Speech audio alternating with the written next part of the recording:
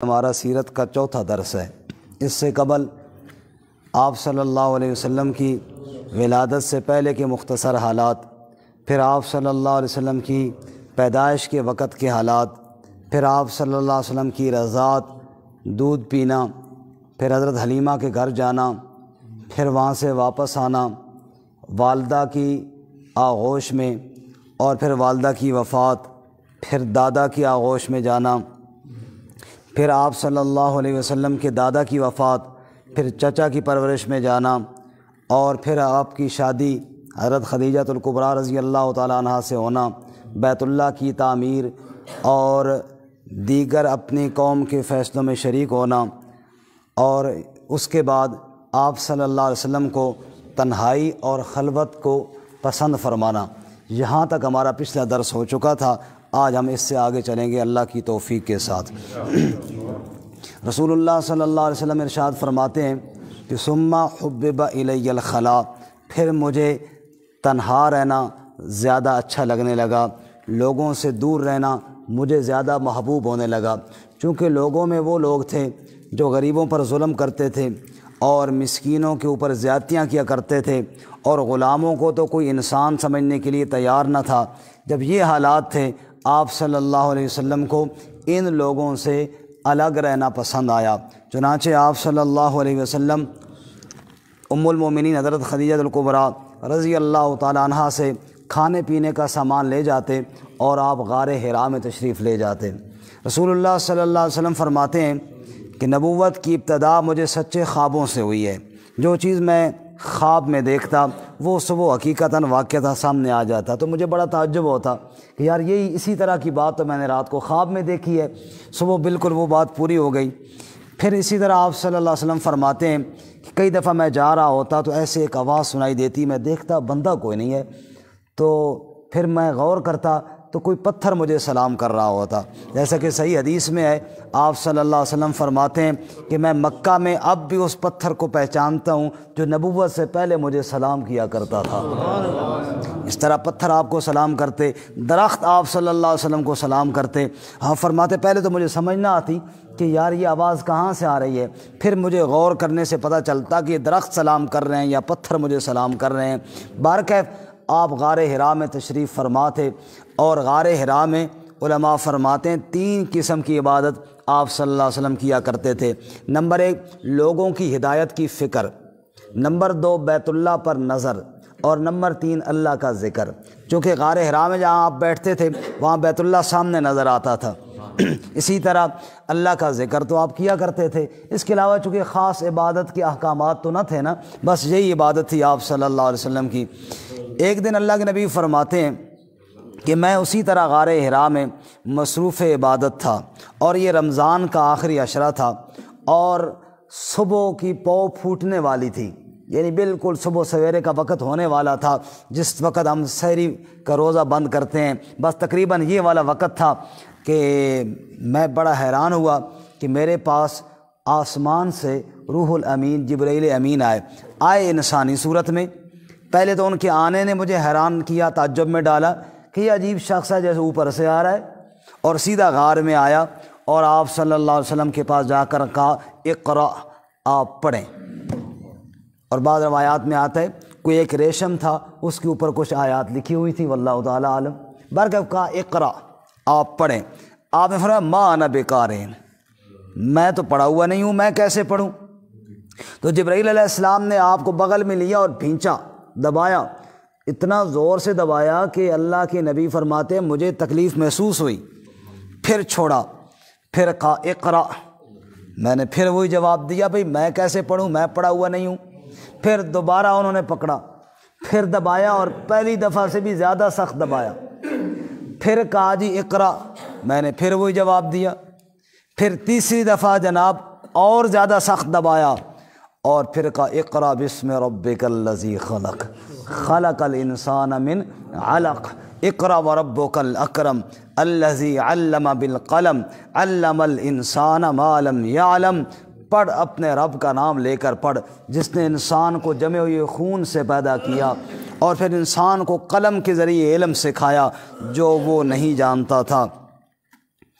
چونکہ یہ تفسیر کی باتیں تو نہیں ہیں، وہ تو انشاءاللہ درس قرآن میں ہوں گی، لیکن چھوٹی سی ایک بات عرض کروں۔ علماء نے یہاں پہ لکھا ہے علم بالقلم۔ آپ نے دیکھا ہوگا ٹیچر ہوتا ہے اور آج کل مارکر ہوتے ہیں، وہ چاک کے ساتھ یا مارکر کے ساتھ، پہلے بلیک بورڈ ہوتے ہیں، آج کل وائٹ بورڈ ہوتے ہیں، اس کے اوپر لکھ رہا ہوتا ہے۔ اب پڑھانے والا استاذ ہے، ٹیچر ہے، پڑھنے والے طالب علم ہیں، اور بیچ میں واسطہ بن رہا ہے وہ قلم، وہ مارکر ہے یا وہ چاک ہے یا جو بھی چیز ہے، وہ بیچ میں کیا بن رہا ہے جی؟ واسطہ بن رہا ہے۔ اب طلباء کا استاذ وہ مارکر نہیں ہے، وہ چاک نہیں ہے، وہ واسطہ تعلیم کا استاذ وہ ہے جس کے ہاتھ میں قلم ہے، جو قلم کو لکھنے کی طرف رہنمائی کر رہا ہے۔ گویا کہ جبرائیل علیہ السلام پہلی وحی لے کر آیا، اس میں خفیف سا اشارہ کر دیا، میرے محبوب صلی اللہ علیہ وسلم، جبرائیل جو تجھے بتا رہا ہے نا، اس کو پڑھ، باقی تیرا استاد جبرائیل نہیں، تیرا استاد تو میں اللہ خود ہوں۔ الرحمن علم القرآن، رحمان نے قرآن اپنے محبوب صلی اللہ علیہ وسلم کو خود سکھایا ہے جی۔ تو بہرکیف آپ کو وہ وہی تھی۔ اب 3 دفعہ جناب آپ جبرائیل علیہ السلام نے دبایا بھی، اور یہ پہلی ملاقات بھی تھی، اور اس کا یقینی بات ہے ایک اثر ہونا تھا طبیعت پر، طبی طور پر اثر ہونا تھا۔ آپ صلی اللہ علیہ وسلم کی طبیعت پر اثر بھی ہوا۔ علماء نے لکھا ہے کہ 3 دفعہ دبانے کی اصل حکمت تو اللہ جانتا ہے، لیکن ایک حکمت تو یہ ہے کہ آپ صلی اللہ علیہ وسلم انسانوں میں سے تھے، بشر تھے، اور جبرائیل نورانی فرشتہ تھا، اور یہ نور اور بشر کی ملاقات ہو رہی تھی، خوب 3 دفعہ دبا دبا کے ہوئی، تاکہ یہ جو اجنبیت ہے یہ ختم ہو جائے۔ آگے تو ملاقاتیں ہونی ہیں تاکہ ملاقات خوب ہو جائے۔ دیکھتے ہیں ہم بھی کئی دفعہ ایک بندے کو ملتے ہیں، ایک آدھ دفعہ ملاقات ہوتی ہے تو وہ اس طرح مانوس بندہ نہیں ہوتا، جب دوبارہ ہوئی، جب سے بارہ ہوئی تو پھر ذرا بندہ مانوس ہو جاتا ہے، اگلا ذرا دبا دبا کے ملے بھی صحیح جی، ملو کھلے ہو کے ملو جی، تو پھر ذرا وہ اجنبیت ختم ہو جاتی ہے۔ تو 3 دفعہ یہ ملاقات ہوئی۔ دوسری بات کہ پہلی وحی آنی تھی، اور پہلی وحی قرآن پاک کے بارے میں اللہ فرماتے ہیں کہ لو انزلنا ھذا القرآن علی جبل لرأیتہ خاشعا متصدعا من خشیۃ اللہ، اگر ہم اس قرآن کو کسی پہاڑ پر نازل کرتے تو وہ بھی ریزہ ریزہ ہو جاتا اللہ کے ڈر کی وجہ سے۔ اب جناب اتنی عظیم کلام جو آنی تھی، تھوڑا آپ کو دبانا تو تھا تاکہ پتہ چلے کہ یہ آسان کام نہیں ہے، یہ بڑی عظیم کلام ہے۔ اور پھر دبانے کی 3 صورتیں، پہلی دفعہ تھوڑا کم دبایا، دوبارہ اس سے زیادہ دبایا، تیسری دفعہ اس سے بھی زیادہ دبایا۔ علماء فرماتے ہیں بتایا قرآن کے الفاظ مشکل ہیں، نمبر 2 اس کی تفسیر اس سے مشکل ہے، نمبر 3 آگے تبلیغ اور زیادہ مشکل ہوگی۔ یعنی یہ کوئی کام آسان نہیں آپ کی ذمہ لگایا جا رہا، یہ بڑا بھاری، بڑا وزنی اور بڑا مشکل کام آپ کے کندھوں پہ ڈالا جا رہا ہے۔ بہرکیف آپ صلی اللہ علیہ وسلم وہاں سے غار سے اترے، ظاہر بات ہے صبح سویرے کا ٹائم تھا، اور رات کے آخری حصے میں یہ وحی آئی۔ قرآن بھی کہتا ہے انا انزلناہ فی لیلۃ القدر، رمضان کے آخری عشرے میں شب قدر ہوتی ہے، تو شب قدر میں یہ وحی آئی، آپ صلی اللہ علیہ وسلم وہاں سے اترے۔ اب جبرائیل علیہ السلام کو اصلی حالت میں آپ نے 2 بار دیکھا، ویسے تو بار بار کئی بار آئے نا جبرائیل علیہ السلام، لیکن عموماً جو آپ آتے تھے، ایک صحابی تھے حضرت دحیہ کلبی رضی اللہ تعالیٰ عنہ، عموماً ان کی صورت میں آتے تھے یا کسی اور انسان کی صورت میں آ جاتے تھے، عموماً انسانی صورت میں جبرائیل علیہ السلام آتے تھے، اور کبھی کبھی آپ بلکہ اکثر دحیہ کلبی کی صورت میں آتے تھے۔ یہاں پہ ایک بڑا عجیب واقعہ بھی بعض مورخین نے لکھا ہے کہ دحیہ کلبی ان کے پاس گوڑ کی روٹیاں ہوتی تھیں، اور جناب یہ جناب آتے اور بچوں کو دیا کرتے تھے، اور آپ صلی اللہ علیہ وسلم کے نواسے حضرات حسنین کریمین خصوصاً ظاہر بات ہے ان کو تو اور اہتمام سے دیا کرتے تھے۔ تو ایک دفعہ جبرائیل علیہ السلام جو آئے تو انہوں نے سمجھا کہ یہ دحیہ کلبی آ رہے ہیں، انہوں نے پکڑا کہ نکالو گوڑ، سمجھ آئی، گوڑ کڈو، تو نبی پاک نے فرمایا وہ گوڑ والا یہ نہیں ہے، اس کو چھوڑو، یہ وہی والا ہے، گوڑ والا بعد میں آ رہا ہے۔ بہرکیف جبرائیل علیہ السلام کو 2 بار آپ نے اصلی حالت میں دیکھا۔ اب اس میں تھوڑا اختلاف ہے کہ کب دیکھا، بعض مفسرین تو فرماتے ہیں کہ جب آپ غار حرا سے اتر رہے تھے نا پہلی وحی کے بعد، اسی وقت دیکھا، اور بعض روایات میں ہے کہ نہیں اس وقت نہیں، چند دن بعد جب دوسری وحی آئی نا اس وقت دیکھا۔ بہرکیف اس وقت دیکھا یا بعد میں دیکھا، ہم تھوڑا آگے چل کے دوبارہ ذکر کریں گے کہ وہاں دیکھا۔ آپ سیدھے گھر تشریف لائے اور حضرت خدیجہ الکبریٰ رضی اللہ تعالیٰ عنہ سے فرمایا زملونی زملونی انی خشیت علی نفسی۔ ظاہر بات ہے ایک ملاقات ہوئی تھی جبرائیل علیہ السلام سے اور اجنبیت تھی، پھر کلام الہی کا بوجھ، جیسے کہ صحابی فرماتے ہیں ایک دفعہ نبی صلی اللہ علیہ وسلم کے اوپر وحی طاری ہو رہی تھی اور اتفاقاً میں اور نبی پاک اکٹھے بیٹھے ہوئے تھے اور میری ران پر آپ کی ران آئی تھی، میرے اوپر اتنا بوجھ پڑا کہ میں سمجھا کہ میری ران ٹوٹ جائے گی۔ وحی کا ایک اپنا بوجھ ہوتا تھا۔ اسی طرح صحابہ فرماتے ہیں کہ اگر نبی پاک صلی اللہ علیہ وسلم اونٹنی پر ہوتے اور وحی اس کا سلسلہ شروع ہوتا تو اونٹنی بیٹھ جایا کرتی تھی، تو وحی کا ایک اپنا جلال تھا، اپنا رعب تھا۔ خیر آپ آئے، فرمان لگے میرے اوپر کمبل ڈالو، میرے اوپر چادر ڈالو، انی خشیت علی نفسی، مجھے تو ڈر لگ رہا ہے۔ حضرت خدیجہ نے چارپائی پہ آپ کو لٹایا، اوپر کمبل ڈالا اور آپ کے سرہانے بیٹھ گئیں اور آپ کے بالوں کے اندر نا انگلیاں پھیرنے لگیں اور پھیرتے پھیرتے آپ نے فرمایا ایسی تسلی دی کہ آج بھی تاریخ کے اندر احادیث کے اندر وہ الفاظ ہم پڑھتے ہیں تو جھوم اٹھتے ہیں۔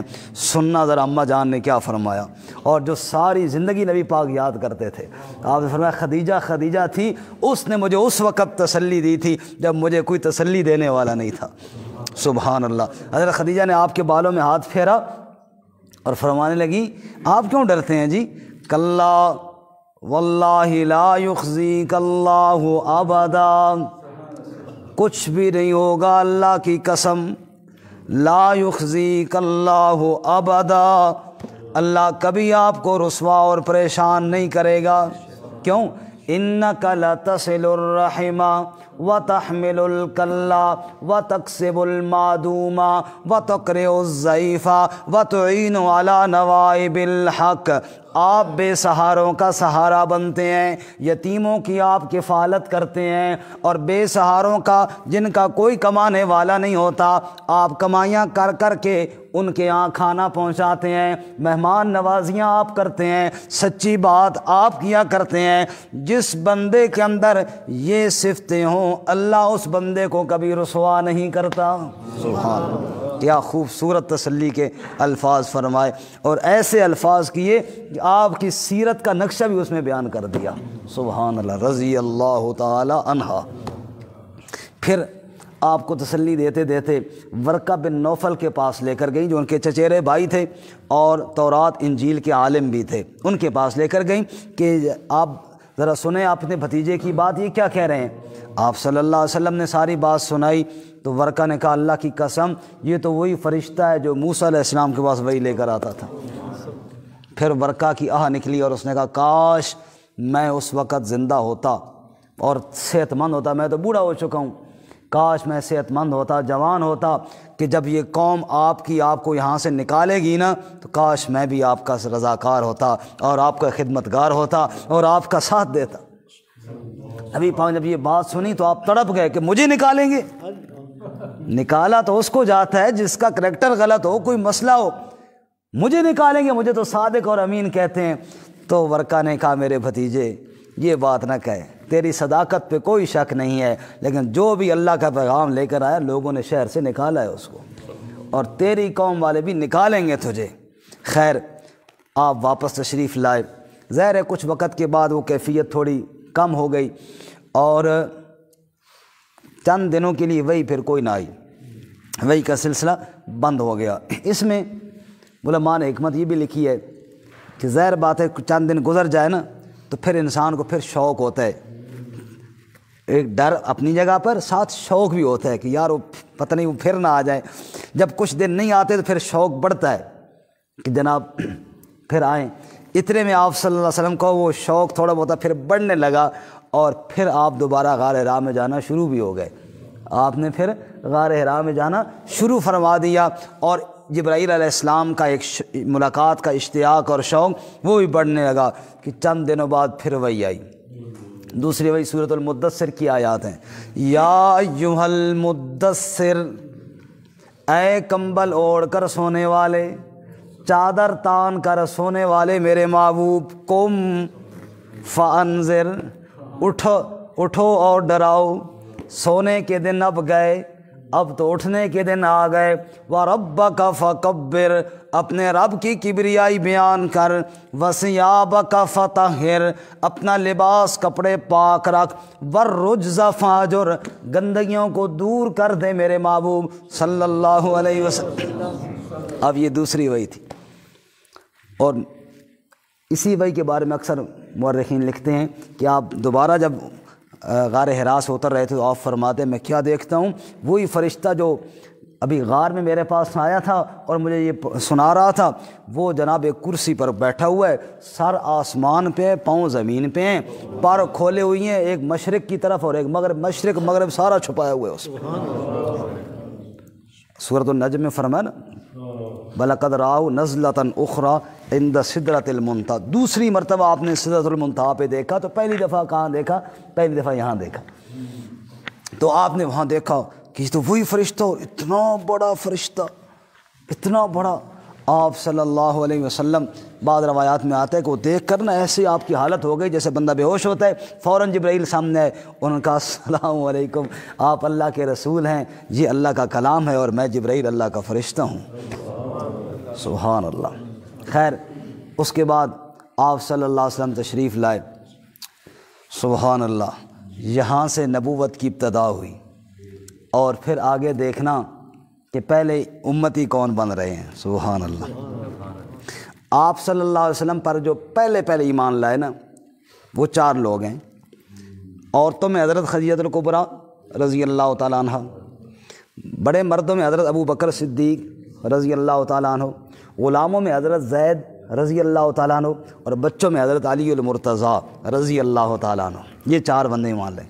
اور یہاں پہ ایک عالم نے بڑی خوبصورت بات کی ہے، انشاءاللہ سنیں گے تو ایمان تازہ ہوگا۔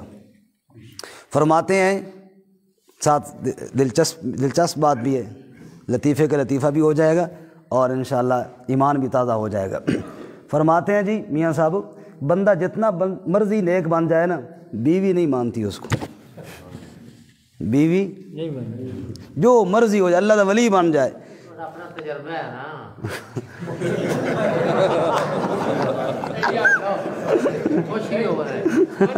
میاں صاحب آج تو بالکل بند تھا کم ہے کہ نہ تھوڑی گھر والی مندی تو نہیں مندی، اچھا سے برابر ہی ہے۔ اچھا، بندہ جتنا بڑا عالم ہو، پروفیسر ہو، اور جناب اللہ کا ولی ہو، جو مرضی ہو جائے، بیوی اس کو ولی۔ بڑا مشہور لطیفہ ہے نا کہ ایک آدمی بڑا نیک تھا، اللہ کا ولی تھا، بیوی اس کو کہتی تو چنگا ولی ہے، تو ولی ہوگا تو ہوا جڑیا، ولی تباشو ہوا جڑ دینے۔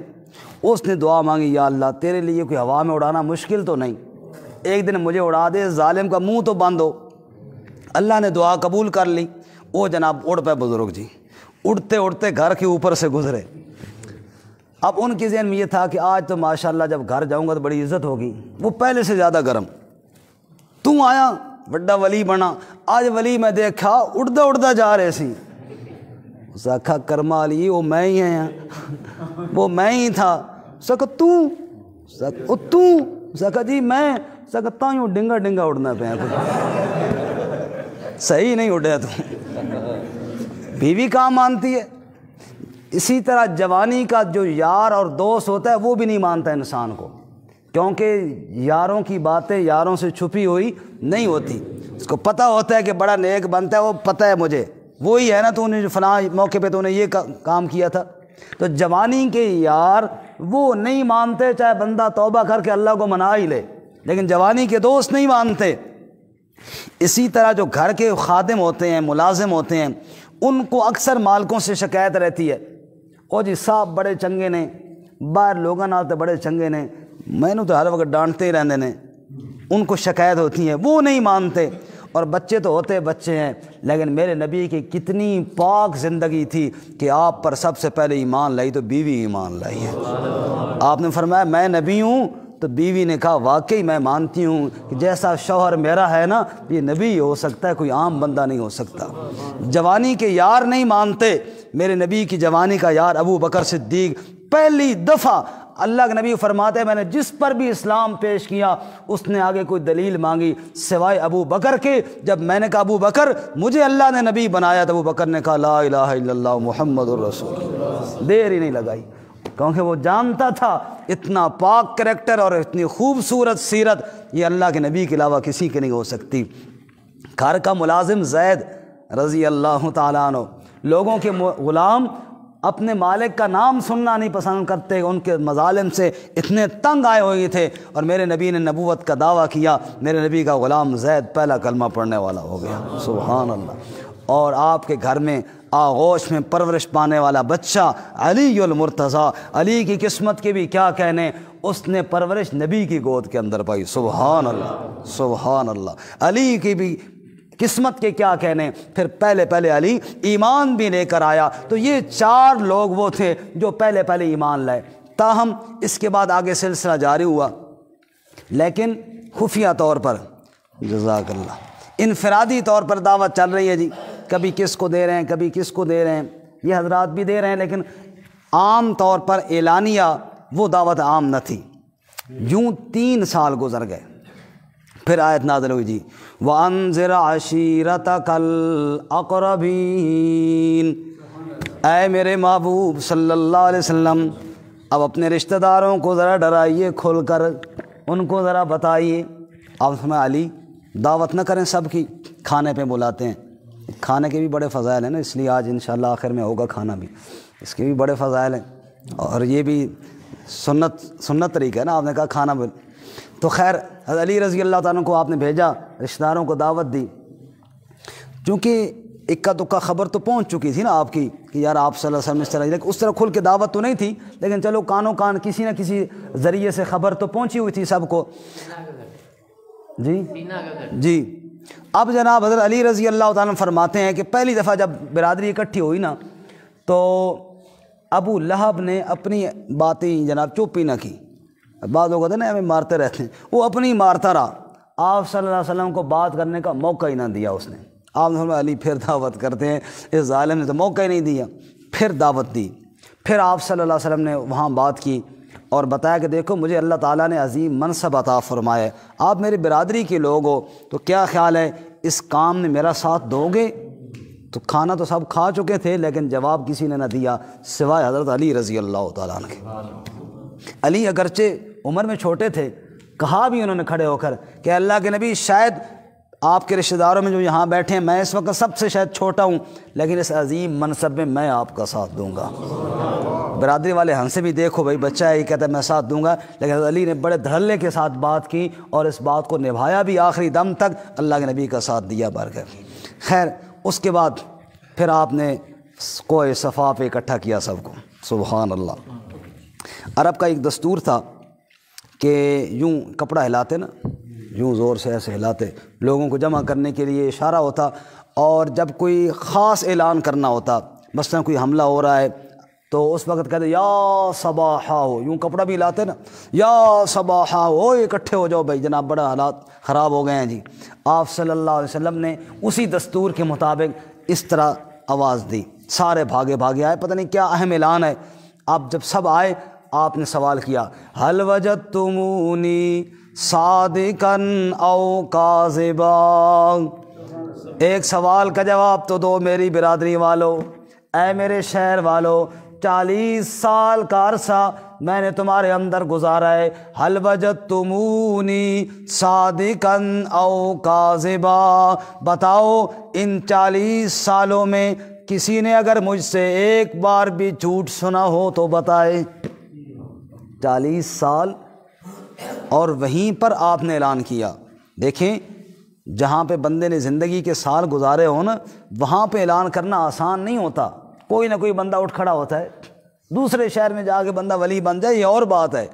آپ نے اسی سال اسی جگہ پہ اسی شہر میں جہاں پہ آپ نے بچپن گزارا، لڑکپن گزارا، جوانی گزاری، آج 40 سال ہو گئے، وہاں آپ نے سوال کیا هل وجدتمونی صادقا او کاذبا، اے میری برادری اور قوم کے لوگوں، اے مکے والو یہ بتاؤ 40 سال میں نے گزارے، بتاؤ مجھے سچا پایا یا جھوٹا پایا؟ قوم نے جواب نے کہا جربناک مرارا، جربناک مرارا، ایک بار نہیں ہم نے بار بار آپ کا تجربہ کیا، ما رأینا فیک الا صدقا، اے محمد سچ کے علاوہ کبھی تیری زبان سے ہم نے کچھ نہیں سنا، جب بھی تو بولتا ہے سچی باتیں کرتا ہے، اے محمد کبھی تو نے جھوٹ نہیں بولا صلی اللہ۔ پھر آپ نے فرمایا میں پہاڑی پہ ہوں، اگر یہ کہوں ادھر سے دشمن آ رہا ہے، حملہ آور ہو رہا ہے، میری بات مانو گے؟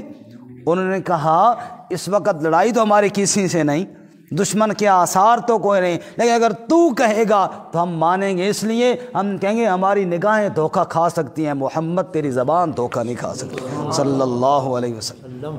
اچھا اتنا اعتبار ہے۔ پھر یا ایھا الناس، اوے لوگو، قولوا لا الہ الا اللہ، سبحان اللہ، قولوا کہو سارے، لا الہ الا اللہ تفلحوا، کہہ دو اللہ کے علاوہ کوئی عبادت کے لائق نہیں، وہی سب کا معبود ہے، وہی سب کا مسجود ہے، وہی حاجت روا و مشکل کشا ہے، وہی داتا و دستگیر ہے، وہی سب کی بگڑیاں بنانے والا ہے، کہہ دو تفلحوا، کامیاب ہو جاؤ گے۔ باقی لوگ خسر پھسر کرنے لگے آگے پیچھے، لیکن ابو لہب بدبخت، اس کی بدبختی غالب آئی، اس نے پتھر اٹھایا اور آپ صلی اللہ علیہ وسلم کو دے مارا اور کہنے لگا تبا لک الہٰذا جمعتنا، نعوذ باللہ، اے محمد تیرے ہاتھ ٹوٹ جائیں، نعوذ باللہ، اس لیے تو نے ہمیں جمع کیا تھا۔ اللہ نے قرآن میں جواب دیا تبت یدا ابی لہب وتب، میرے پیغمبر تیرے ہاتھ نہ ٹوٹیں، تیرے دشمن کے ہاتھ ٹوٹ جائیں، تیرے دشمن برباد ہو میرے پیغمبر، تیرے ہاتھ کیوں ٹوٹے۔ خیر آپ صلی اللہ علیہ وسلم نے دعوت دی، اب یہ اعلانیہ دعوت ان سے برداشت نہ ہوئی، انہوں نے کہا یہ ہمارے معبود، یہ بات ذہن میں رہے کہ آپ صلی اللہ علیہ وسلم کے اوپر جو بنیادی طور پہ ان کو اعتراض تھے وہ تین تھے۔ کتنے اعتراض تھے جی؟ پہلا اعتراض تو دعوت توحید پر تھا، اجعل الآلہۃ الہا واحدا ان ھذا لشیء عجاب، ہم سارے الہوں کو چھوڑ کر ایک اللہ کو الہ بنا لیں، ان ھذا لشیء عجاب، یہ بات بڑی عجیب ہے، یہ کیسے ہو سکتا ہے جی، سارے کام اکیلے اللہ کرے گا، یہ کیسے ہو سکتا ہے، یہ بات ہم نہیں مانتے۔ ما سمعنا، هل انبئکم، ہم تمہیں بتائیں، اس بندے کا حال بتائیں جو تمہیں کہتا ہے اذا مزقتم کل ممزق انکم لفی خلق جدید، جب تم ریزہ ریزہ ہو جاؤ گے اور مٹی تمہیں کھا جائے گی، دوبارہ کیسے اٹھائے جاؤ گے، ہیہات لما توعدون ان ہی الا حیاتنا الدنیا نموت ونحیا وما نحن بمبعوثین،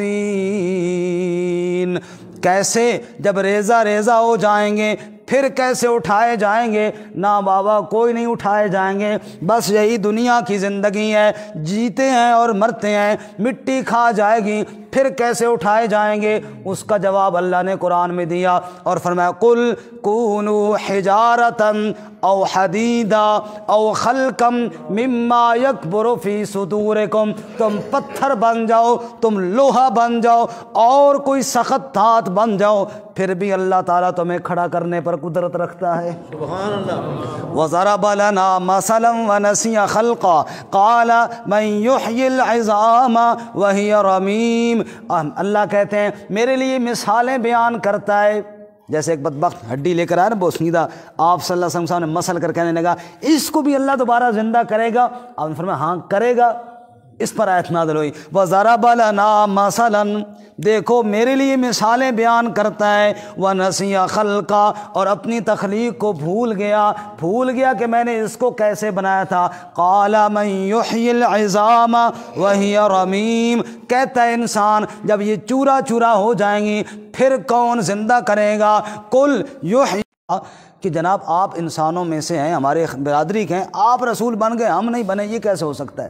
ما لہذا الرسول یأکل الطعام ویمشی فی الاسواق، کیسا رسول ہے؟ کھانا کھاتا ہے، بازاروں میں جاتا ہے، شادیاں کی ہوئی ہیں، بیوی بچے اس کے بھی ہیں، ہمارے بھی ہیں۔ اگر یہ رسول ہوتا تو جناب کوئی فرشتہ ہوتا، اگر یہ کوئی رسول ہوتا تو جناب ہماری طرح تو نہ ہوتا، کھانا تو نہ کھاتا، بیوی بچے تو اس کے نہ ہوتے۔ اللہ تعالیٰ نے قرآن میں جواب دیا، اے میرے پاک پیغمبر بتا ان کو، آپ سے پہلے جتنے بھی رسول تھے سب بازاروں کے اندر بھی چلتے تھے اور سب کھانا بھی کھایا کرتے تھے۔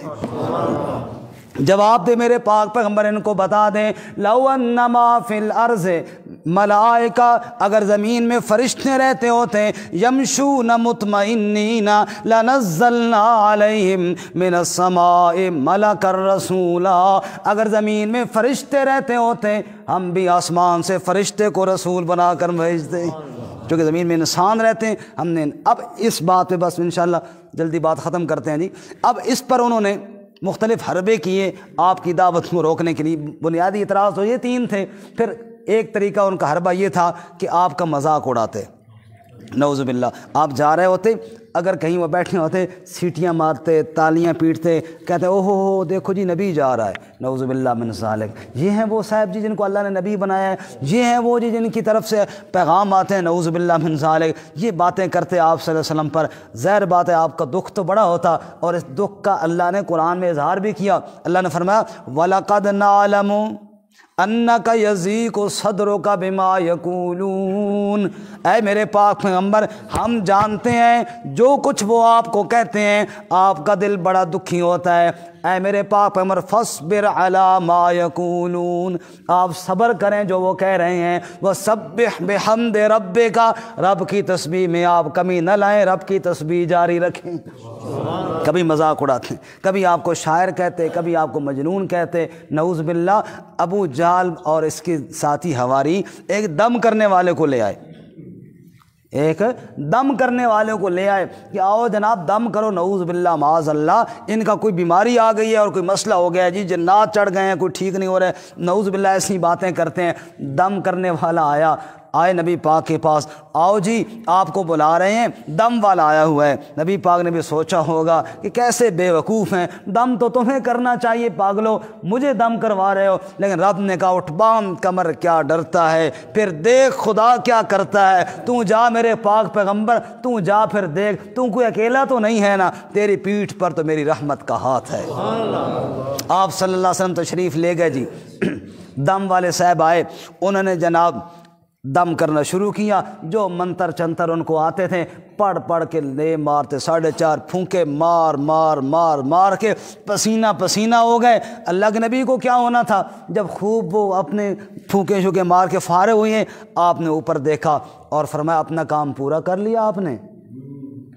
کہا جی کر لیا، تھوڑا شرمندہ بھی، جی کر لیا جی۔ فرمایا دیکھو اب مجھے لوگ پاگل کہتے ہیں نا، اس لیے آپ کو بلا کر لے آئے، اب دیکھو میں جو بات کرتا ہوں آپ کے سامنے بھی پیش کرتا ہوں، آپ سنیں، آپ تو ماشاءاللہ ٹھیک ہے نا، اگر آپ کو اچھی لگے تو قبول کر لیں، نہ اچھی لگے تو نہ قبول کریں۔ انہوں نے کہا جی بڑی اچھی بات ہے۔ امیر صاحب میرے خیال میں آپ سو گئے ہیں جی، اچھا بچوں جاگنے ہو، ٹھیک ہے، اتو سو گئے ہو۔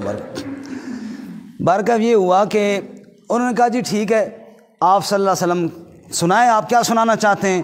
اللہ کے نبی شروع ہوئی ہے، سبحان اللہ، نبی پاک ہو، آپ کی زبان ہو، سامنے مجمع لگا ہوا ہو، 1 منٹ کے لیے تصور کرو یار، ابو جہل بھی بیٹھا، ابو لہب بھی بیٹھا، عتبہ بھی بیٹھا، شیبہ بھی بیٹھا، ولید بھی بیٹھا، اور جناب دیگر سارے سردار بیٹھے، اور ادھر اللہ کے نبی اکیلے، بندہ بلایا ہوا ہے دم کرنے والا، باقی سارے بیٹھے ہیں جناب، ابھی پھونکیں لگیں گی، ابھی جناب کایا پلٹ جائے گی، وہ بھی بیٹھا سارا۔ نبی پاک صلی اللہ علیہ وسلم نے کہا میری بات سن لو، پسند آئے تو قبول کر لینا، نہ آئے تو میں چپ کر کے چلا جاؤں گا۔ انہوں نے کہا جی بڑی اچھی بات کی ہے۔ آپ شروع ہوئے الحمدللہ نحمدہ ونستعینہ ونستغفرہ ونؤمن بہ ونتوکل علیہ، ابھی یہاں تک آپ پہنچے، اس نے کہا کیا عجیب کلام ہے، اعدھا الیہ، اس کو ذرا دوبارہ پڑھو، دوبارہ مجھے سناؤ۔ دوبارہ لوٹاؤ اس کو۔ آپ نے دوبارہ پڑھا، اس نے کہا جی ایک دفعہ پھر سناؤ۔ آپ نے تیسری دفعہ سنایا، وہ کہنے لگا اشہد ان لا الہ الا اللہ واشہد ان محمدًا عبدہ ورسولہ۔ اس کو تو مسئلہ سمجھ آ گیا، لیکن ان سرداروں کی شکل اس وقت دیکھنے کے قابل ہوگی یا نہیں جو بلا کر لائے تھے؟ کتنے ذلیل ہوئے ہوں گے، کتنے رسوا ہوئے ہوں گے۔ جس کو بلایا تھا نبی پاک کو دم کرنے کے لیے، وہ تو نبی پاک کا مرید بن گیا ہے۔ آپ نے فرمایا دیکھو اللہ نے اس کو ہدایت عطا فرمائی، میرے برادری والو تم بھی مان جاؤ، تم بھی سمجھ جاؤ، میں جو لے کر آیا ہوں یہ کوئی دیوانگی نہیں ہے، یہ تو رب کا کلام ہے۔ نون والقلم وما یسطرون ما انت بنعمت ربک بمجنون۔ میرے پاک پیغمبر صلی اللہ علیہ وسلم آپ مجنون نہیں، جزاک اللہ، آپ دیوانے نہیں، میں قسم کھا کے کہتا ہوں وَإِنَّكَ لَعَلَىٰ خُلُقٍ عَظِيمٍ، میرے محبوب آپ تو اخلاق کے اعلیٰ درجے پر فائز ہیں۔ سبحان اللہ۔ یہ سلسلہ چلتا رہا۔ ان کی مخالفتیں، کبھی آ کے حجت بازیاں کریں، کبھی آ کے جناب کہیں لولا نزل ھذا القرآن علی رجل من القریتین عظیم، قرآن اللہ نے نازل کرنا ہی تھا تو مکہ اور طائف کے کسی بڑے سردار پہ کیوں نہیں نازل کیا جی، آپ پہ کیوں نازل کیا؟ کبھی اللہ کے نبی جاتے بیت اللہ کی طرف، ابو جہل راستے میں کھڑا ہو جاتا۔ جو حضرات وہاں گئے ہیں اللہ ہم سب کو پھر بار بار حاضری نصیب فرمائے۔ جو نبی پاک صلی اللہ علیہ وسلم کا گھر ہے وہ آپ نے دیکھا، اور جناب بیت اللہ بیچ میں ابو جہل والی لیٹرینیں آتی ہیں کہ نہیں آتی؟ آتی ہیں۔ لیٹرینیں ابو جہل، ایسا نام پڑا جناب، ابو جہل والی لیٹرینیں۔ یہاں پہ حاجی ابو جہل کا گھر تھا جناب، سمجھ آئی؟ اللہ کے نبی صلی اللہ علیہ وسلم گھر سے نکلتے بیت اللہ جانے کے لیے، یہ جناب ابو جہل راستے میں کھڑا ہو جاتا، کہاں جا رہے ہو جی؟ کیا بیت اللہ جا رہا ہو؟ نہیں، آپ واپس جائیں، آپ نہیں جا سکتے۔ اللہ نے کہا ارأیت الذی ینہا عبدا اذا صلی، دیکھتے نہیں اس بدبخت کو، میرے بندے کو میرے گھر میں نماز پڑھنے سے روکتا ہے۔ یوں ان کی حالات۔ پھر آپ صلی اللہ علیہ وسلم پہ دست درازیاں بھی شروع کی، جب دیکھا نا کہ مذاق سے کچھ نہیں ہوتا۔ پھر ایک وہ دن بھی تھا، اللہ کے نبی صلی اللہ علیہ وسلم گھر سے نکل رہے تھے، انہوں نے دیکھا کہ راستے میں آپ کے دروازے کے پاس انہوں نے گند پھینکا ہوا۔ آپ نے دیکھا، کہنے لگے اے بنو عبد مناف، پڑوس کی اور رشتہ داری کا خوب حق ادا کر رہے ہو۔ آپ یہ کہہ رہے تھے اور اپنے ہاتھ سے اپنے دروازے سے وہ گند صاف کر رہے تھے۔ کئی دفعہ ایسے ہوا، بکری کی بچہ دانی آپ کے گھر میں انہوں نے پھینکی، آپ نے اٹھایا اور کہا باہر پھینکیں، صحیح حق ادا کر رہے ہو، رشتہ داری کا صحیح حق ادا کر رہے ہو، پڑوسی ہونے کا۔ آپ صلی اللہ علیہ وسلم سجدے میں تھے اور بدبخت ترین اٹھا اور اس نے اونٹ کی اوجری ڈالی، اور آپ صلی اللہ علیہ وسلم سجدے میں رب کے سامنے کہہ رہے تھے اللہم اشکو الیک ضعف قوتی، اے اللہ میں اپنی کمزوری تیرے سامنے بیان کرتا ہوں اور کسی کے سامنے نہیں بیان کرتا ہوں۔ حضرت منیب فرماتے ہیں میں ایمان سے پہلے کا واقعہ، میں مکہ اپنے کسی کام سے آیا، کوئی کاروباری سلسلے میں کام تھا، وہاں میں نے دیکھا ایک نوجوان ہے، حسین و جمیل چہرہ، ایسا چہرہ میں نے کوئی دیکھا نہیں۔ ارے کہاں سے دیکھتا، رب نے بنایا ہی کوئی نہیں تھا۔ وہ کھڑا ہوا ہے، لوگوں کا مجمع لگا ہوا ہے اور لوگوں میں سے کوئی مٹی پھینک رہا ہے، کوئی کہتا ہے بس کر ہم تیری بات نہیں سنتے، کوئی جس کے منہ میں جو آتا ہے وہ کہہ رہا ہے، حتیٰ تنتصف النہار، یہاں تک کہ دوپہر ہو گئی۔ پھر ایک بچی آتی ہے، وہ مارنے والے تو چلے گئے، دھوپ کی وجہ سے تنگ آ کر اس بچی کے پاس دوپٹہ ہے، وہ کپڑا آتی ہے اور اس شخص کے چہرے سے وہ مٹی صاف کرتی ہے، کپڑے جھاڑتی ہے، پانی کا پیالہ پیش کرتی ہے، اور وہ اس کے سر پہ ہاتھ پھیر کر کہتے ہیں میری بیٹی پریشان نہ ہو، یہ چند دنوں کی بات ہے، اللہ اپنے دین کو غالب کر چھوڑے گا۔ میں کھڑا یہ منظر دیکھ رہا تھا، میں نے لوگوں سے پوچھا یہ کون ہے نوجوان اور یہ کیا مسئلہ ہے؟ لوگوں نے مجھے بتایا اس کا نام ہے محمد الرسول اللہ صلی اللہ علیہ وسلم۔ پھر کہو صلی اللہ۔ یہ بچی کون ہے؟ یہ اس کی بیٹی زینب ہے جو آپ کی بڑی بیٹی ہے، یہ وہ ہے، اور اپنے دوپٹے سے آپ کے کپڑے صاف کر رہی ہے اور آپ سر پہ ہاتھ پھیر کر اپنی بچی کو دلاسا دے رہے ہیں اور تسلیاں دے رہے ہیں۔ اور یہ لوگ کیوں آپ کے مخالف ہیں؟ آپ ان کو اللہ کی وحدانیت کی طرف بلاتے ہیں اور یہ ماننے کے لیے تیار نہیں ہیں۔ میرے بھائیوں یہی سلسلہ چلتا رہا۔ بس بات ختم کرتے ہیں، ان سے آگے انشاءاللہ اگلے درس میں۔ ایک وہ دن بھی آیا جب ایک بدبخت نے کپڑا ڈالا چادر کی رسی بنائی آپ کے گلے میں اور اس کو وٹ دیے اور مروڑا اور آپ صلی اللہ علیہ وسلم کو بھینچا، اور قریب تھا کہ آپ صلی اللہ علیہ وسلم کی رگیں پھول جاتی اور یوں آپ صلی اللہ علیہ وسلم کا دم گھٹتا۔ ابو بکر صدیق اتفاقاً آ گئے اور ابو بکر صدیق دھکے دینے لگے ان کو اور کہنے لگے اتقتلون رجلا ان یقول ربی اللہ، اس شخص کو قتل کرتے ہو جو یہ کہتا ہے میرا رب اللہ ہے، وقد جاءکم بالبینات من ربکم، یہ رب کی طرف سے واضح نشانیاں لے کر آیا ہے، وہ دلائل کا جواب نہیں بنتا تو مارتے کیوں؟ چنانچہ ابو بکر صدیق نے وہ کھینچ کے وہ کپڑا نکالا آپ کے گلے سے اور ان کو دھکے دیے اور وہ ابو بکر پر ٹوٹ پڑے۔ یہ سلسلے جاری رہے۔ اللہ نے فرمایا میرے پاک پیغمبر جو مرضی کریں، آپ نے اس مشن کو چھوڑنا نہیں ہے۔ پھر آپ کا مشن جاری رہا، انشاءاللہ اس سے آگے اگلے درس میں بیان کریں گے۔ اللہ تعالیٰ آپ صلی اللہ علیہ وسلم کی سیرت پہ عمل کی توفیق عطا فرمائے۔